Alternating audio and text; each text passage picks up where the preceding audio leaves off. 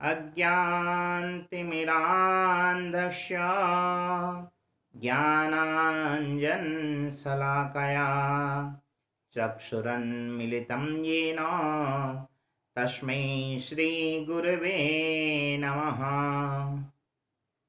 गुरुर्ब्रह्मा गुरुर्विष्णु गुरुर्देवो महेश्वरा गुरु साक्षात् परब्रह्मा तस्मै श्री गुरुवे नमः।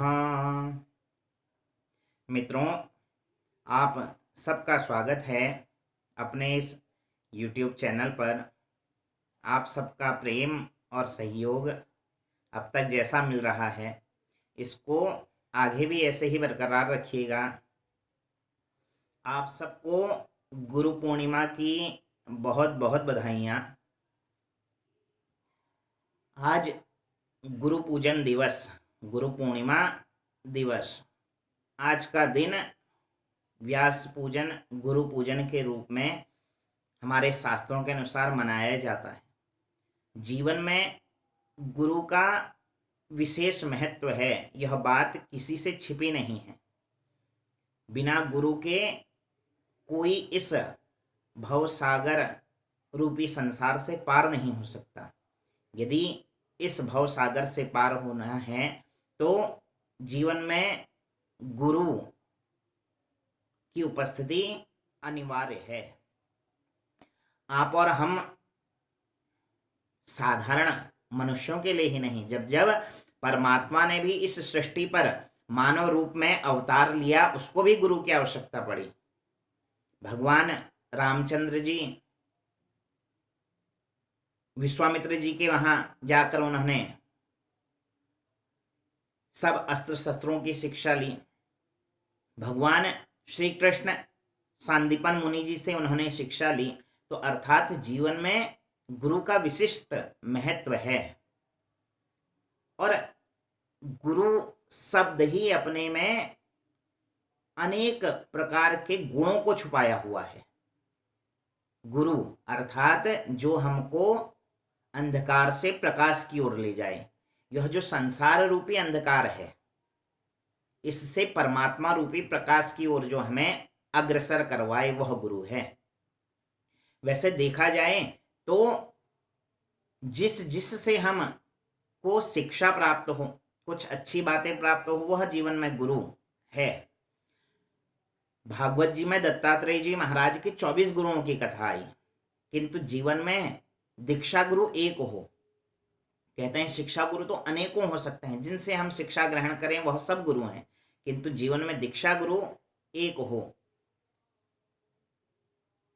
और गुरु के संबंध में तो इतनी बातें शास्त्रों में बतलाई गई हैं कि मुख से उसका वर्णन भी नहीं किया जा सकता।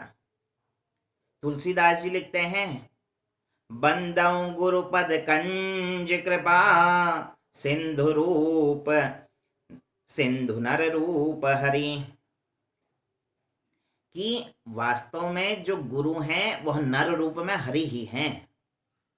साक्षात परमात्मा ही गुरु बनकर जीव के सम्मुख उपस्थित होकर उसको इस भव सागर रूपी अंधकार से परमात्मा रूपी प्रकाश की ओर लेकर जाता है। तो साक्षात नारायण है गुरु।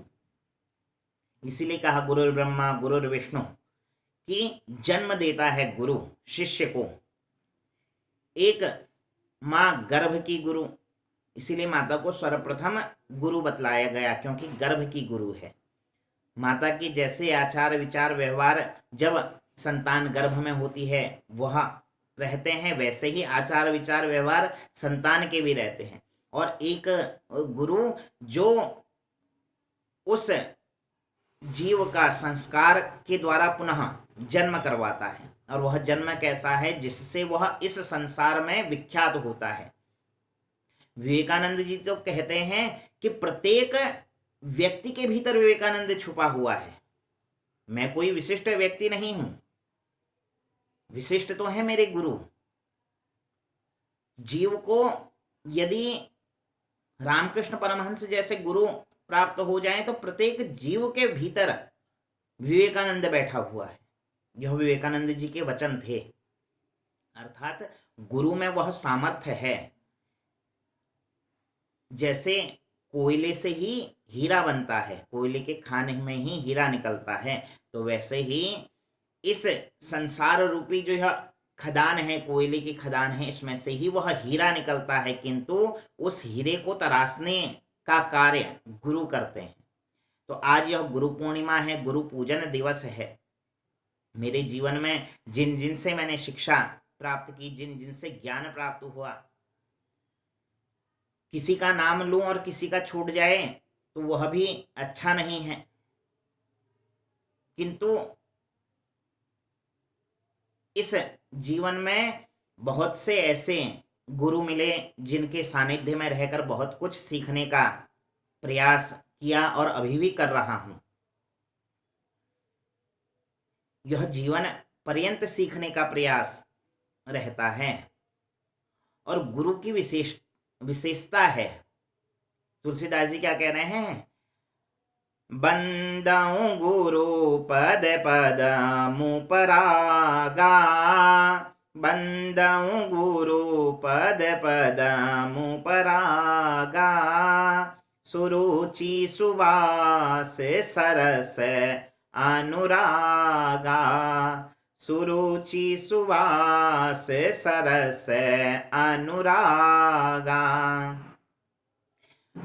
तुलसीदास जी तो कहते हैं कि गुरु के चरणों की भी नहीं, गुरु के चरणों की रज का मैं पूजन करता हूं, उसकी भी मैं वंदना करता हूं जिस रज में मेरे गुरु के चरण लगे हुए हैं।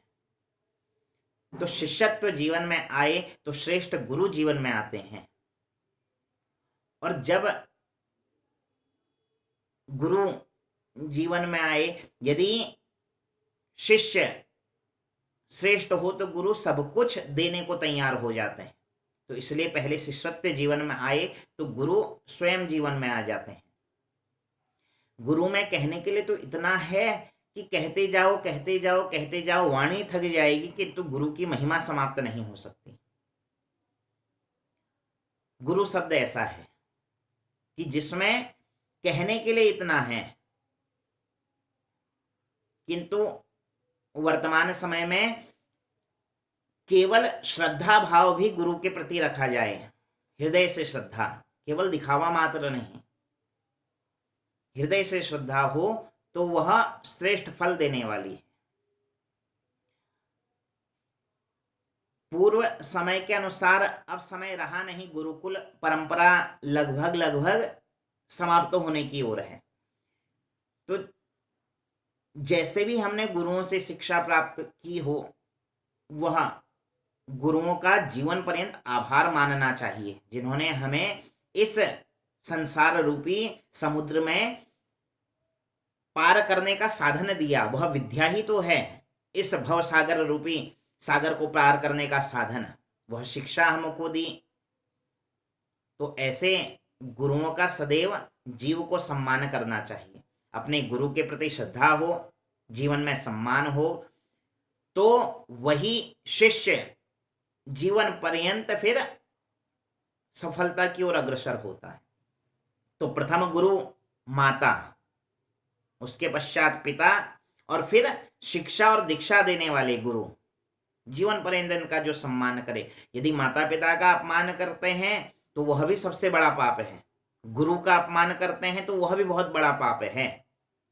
तो इसलिए माता पिता का सम्मान हो, गुरुओं का सम्मान हो, श्रेष्ठ जनों का सम्मान हो, तो हम जीवन में वह भाव लाएं जिससे यह जीवन हमारा सफल हो। इतना कहते हुए आज के प्रसंग को स्पर्श किया, क्योंकि कहने के लिए बहुत है, क्या कहें क्या ना कहें, किस बात को रखें किस बात को छोड़ें, क्योंकि छोड़ने लायक कुछ नहीं, सब ग्रहण करने लायक है। तो इसलिए केवल स्पर्श मात्र किया। तो इस प्रकार यदि श्रद्धा भाव के साथ हम गुरु का पूजन ना भी कर सके, आप पूजिए, कोई गुरु नहीं चाहता कि मेरा पूजन हो, बस यह है कि मन में श्रद्धा भाव हो, कभी अपमान ना हो गुरु का।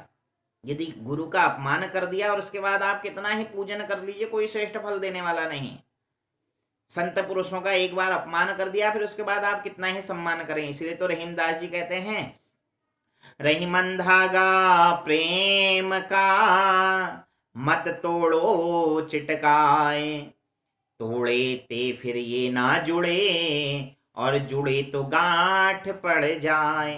तो फिर तो गांठ पड़ जाती है। यदि कभी अपमान हो गया, उसके बाद आप कितना ही उनका सम्मान कर लीजिए, जीवन में वह पल सदैव व्यक्ति को याद रहता है कि हाँ, अमुक व्यक्ति ने उस समय ऐसा कहा था। तो केवल हृदय से सच्चा सम्मान भी हो जाए तो गुरु उतने में ही प्रसन्न है।